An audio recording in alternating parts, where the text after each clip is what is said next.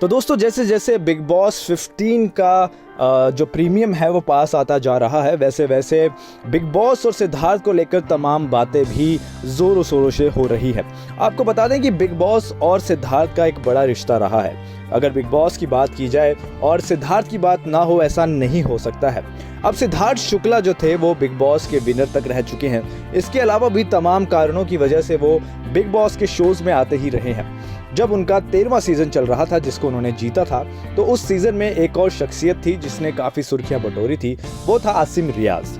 आसिम रियाज और सिद्धार्थ के बीच हमने कई नोक झोंक देखी हैं, कई लड़ाइयाँ देखी हैं, लेकिन जैसे जैसे वो सीज़न पास आता गया, ख़त्म होने के कगार पर आता गया, वैसे वैसे हमने देखा कि इनके बीच की जो क्लोजनेस है वो बढ़ गई। ये एक दूसरे को बेहतर तरीके से समझ पाए और जहाँ पहले लड़ाइयाँ हुआ करती थी वहाँ इनके बीच एक गहरी दोस्ती हो गई।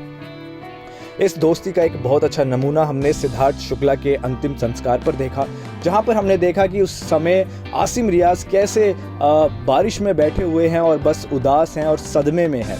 वो अगर आपने पिक्चर देखी होगी तो उस पिक्चर से अंदाज़ा लगाया जा सकता है कि उन्हें वाकई में कितना दर्द हुआ होगा, क्योंकि एक पिक्चर जो है वो कई तरह के शब्दों को बयां कर देती है।